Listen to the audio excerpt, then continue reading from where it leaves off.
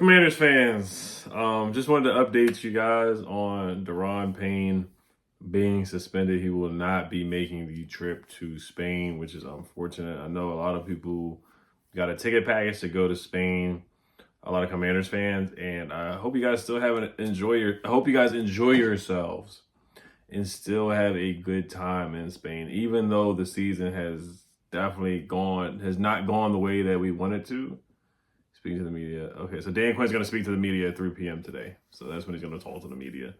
And we'll probably get some updates on Trey Amos, Chris Rodriguez, Ali Cahoe, who's probably going to be done for a while with another concussion. The way he just flies into just players on the kickoff return. The kickoff return, as dangerous as it is, like they've been doing the NFL has tried their best to make it as safe as possible and change many rules over the years, and especially the last 2 years with like it's a certain way you got to line up now. But yeah, I mean, Ali Cahoe, he just has to play he has to tackle a different way. He can't just fly in their head first like a missile. Like, you're just gonna end your career very fast, and you're really putting yourself in danger. Just your brain, like you're just bashing your head into people. This is the second time this year that Ali Cahoe has done this. So he just has to play a different way of football. So we'll see if he even plays again this year. We'll see. Excuse me, with him. There's just a lot of duds yesterday. I'll do duds and duds. Calling a timeout, then giving up an easy touchdown to Jahmyr Gibbs. Extra point, we got a penalty. Daron Payne. Javon Kinlaw gets flagged for a penalty. Quan Martin gets flagged. And then we punted, we waved the white flag, we give up a touchdown where we probably should have went for it on fourth down. And then there's just a lot of historical things that were bad. We've lost by 21? Where is it at? Where's the stat at? There's like a stat that we've been so bad the last 4 games. So the Commanders are the first team to lose 4 games in a row by 21 plus points since the 2002 Arizona Cardinals. So each game we have lost by at least 21 points. The Cowboys game, the Chiefs game, this game, and who do we just get belted by? I can't remember who we got belted by. All these games are just a blur. They're starting to turn into a blur because they're just all similar. Like, they're just all similar. There's nothing really different about these games. All these games, we know what's going to happen. It's going to be a blowout. We're going to give the Seahawks. Seahawks on Sunday Night Football. That game was it wasn't a blur because Jaden got hurt. So it wasn't even a blur, to be honest. So I did hear that some people booed the president. I didn't talk about that yesterday. I didn't even hear John Vilma and the other reporter, I forgot his name, and the president talking, doing the interview and the play-by-play. I didn't listen to it at all. I had the game on, but I was like listening to other things, doing other things. I was on the phone and whatnot because the game was it was awful. It was bad. I heard Jonathan Vilma made a 6'7" joke, which is terrible, which is awful. Of course, the president is old as crap, so he doesn't know what that is. But I did hear that fans booed him and whatnot, so it is what it is on that. But yeah, the game all around was just bad. It was awful. It was a bad game. Daron Payne is suspended, and I can't say it's the wrong move by the NFL. You just can't throw a punch. You can't. You can't do that. I know other people have done it. They've gotten suspended. Some other people have gotten away with it. But if you throw a punch and the other player's not punching back or punching with you, then typically you're going to get suspended. And basically, he's checked out. We definitely need to trade him in the offseason if we can. Hopefully, it's not a point where it's like Jonathan Allen where nobody wants to trade for him and you have to release him. I would take a 5th-round pick at this point. Like I said, we need so many picks to the point. I was like, yeah, just trade Daboll for a 7th or 6th or whatever, 5th. I would take that for Deebo Samuel. I would have taken a 7th for Marshawn if he didn't get hurt. I would have taken a 7th for Andrew Wiley. I would have taken a 7th for Nick Allegretti or whoever would had any type of trade buzz or trade interest. I would have taken 6th and 7th and all kinds of stuff for that. I really would have. I would have taken anything for that, for those guys. I would have taken anything back at the trade deadline. So, all right, let's get a quick word from today's sponsor, Sleeper, and let's get back to the video. Let's go to Commanders fans and shout out to today's sponsor, Sleeper. Just want to hook you guys up with a great deal. First time users get a 100% deposit match up to $100 if you sign up using the link down below in the description for Sleeper. Remember that terms and conditions apply. Also, there's a free $20 entry as well that I'm going to help you guys out using promo code Oliver. You guys can get those deals for first-time users using the app. Number one daily fantasy sports app, Sleeper. So let's get into the picks for the game against the Lions. Now, of course, Sleeper is you pick more or less on player props, receiving yards, passing yards, rushing yards, receptions, all kinds of stuff that you can think of for player stats. You pick them more or less on their player props. So we're going to go with a system play. 6 out of 9 quarterbacks that have played against the Commanders have gotten more on their passing touchdowns from Geno Smith, Sam Darnold had 4 in the first half. So we're going to keep it going with Jared Goff, more than 2.5 passing touchdowns, and you pair that with the free play with Daniel Jones over a half a passing yard. So let's keep it going, unfortunately, with players getting more than their passing touchdowns. So 6 out of 9 quarterbacks. Pat Mahomes did it. Dak Prescott did it.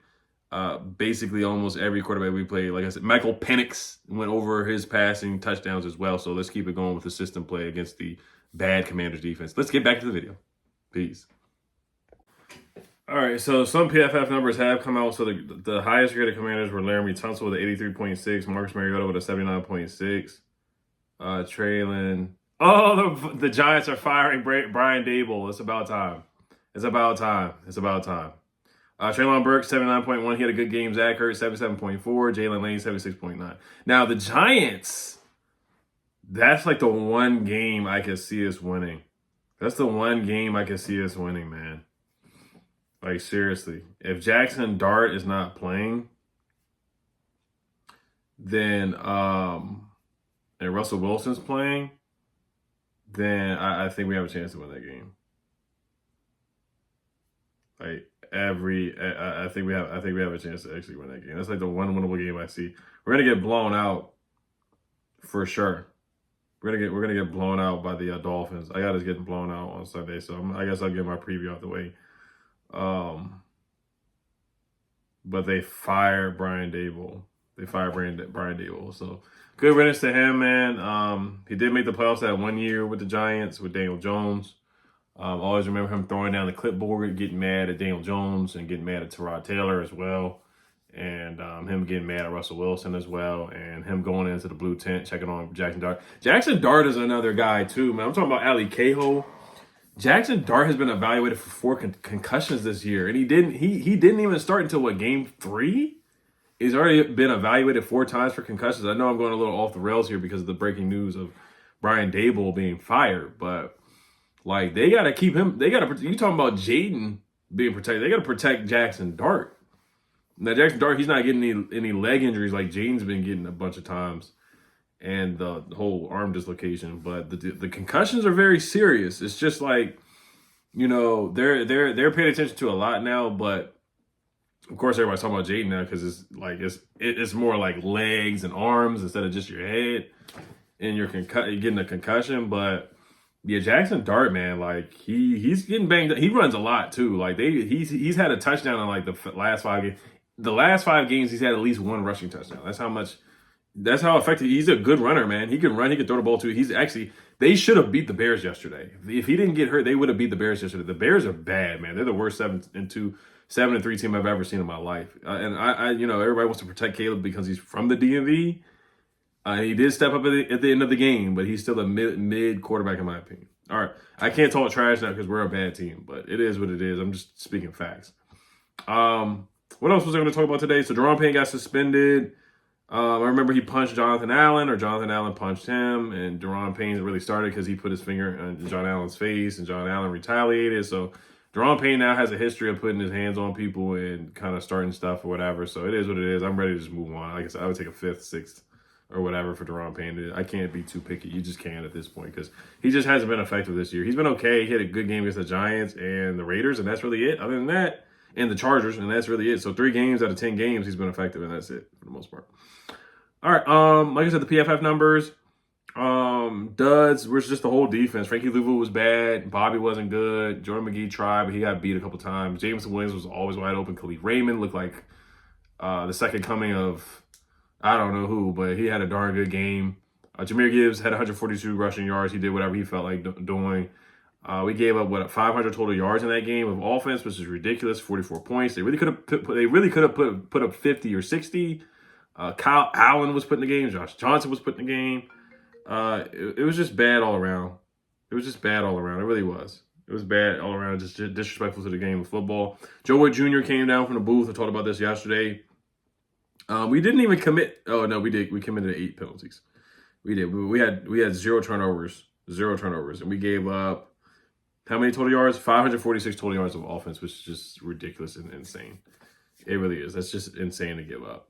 But to quickly look at the Dolphins, just like a quick look, because I'll do like a short preview this week later. But the Dolphins are pretty bad like us on defense. So the Dolphins rush yards allowed per game, they're 26th, and we're ranked 23rd. They're giving up about 139 rush yards per game. So their rush defense is bad. So this could be an opportunity for Bill to bounce back, because C-Rob probably won't play. Pass yards, they give up 207 yards a game, 13th, which is middle of the pack. Third down defense, they're ranked 23rd. We're ranked 25th. So their defense is basically almost or just as bad as us. But the only thing is that they just beat the Buffalo Bills, who are a top team in the NFL. Third downs, they're ranked 18th. We're ranked 19th. We're basically doppelgangers right now at this point. What else? How many interceptions does Tua have? Tua turns the ball over a lot. Tua Tagovailoa. And then I'll wrap this video up. And I'll probably make a video at 3 o'clock or 3:30 when Tua's throwing 13 picks, man. So ball his life could happen. It could. But Joey Jr., he needs to go. I think if we give up 30 points to the Dolphins, which we probably will, or like 28, I think they should just fire him now. I really do. I think they should just get it out the way. I know John Keim said they're going to wait, but I think they need to get it out the way and just fire him. They need to get it out the way and fire him. So, but our draft stock has moved up, guys. So looking at Tankathon, the Titans are first. The Saints are second. They're 2-8. The Giants are third, 2-8. Cleveland's fourth, 2-7. The Jets are 2-7. Vegas 2-7. Miami 3-7. And we're 8th at 3-7. Cincinnati's 9th at 3-6. Atlanta, they trade their pick to the Rams, so they're 3-6 at 10th. So I mean, let's say the Saints win again, the Giants win again, and Cleveland wins again. The Jets win again. The Jets are on a 2-game winning streak. Vegas wins one more game, which they should have beat the Broncos. Miami beats us. They have 4 wins, man. We can fool around and get into the top 3, man. And we can have a debate on whether we should trade back or keep the pick. I would stick and pick because I would just take BPA. I just don't trust Adam Peters with a bunch of picks. We saw what happened with Ben Sinnott, Mikey Sanders, Johnny Newton. They are all not good enough to be nice. And if there's just a game-changing player, just stick and pick that player. I don't trust him with multiple picks. I don't really trust him with any picks at this point. And it's sad to say. It really is.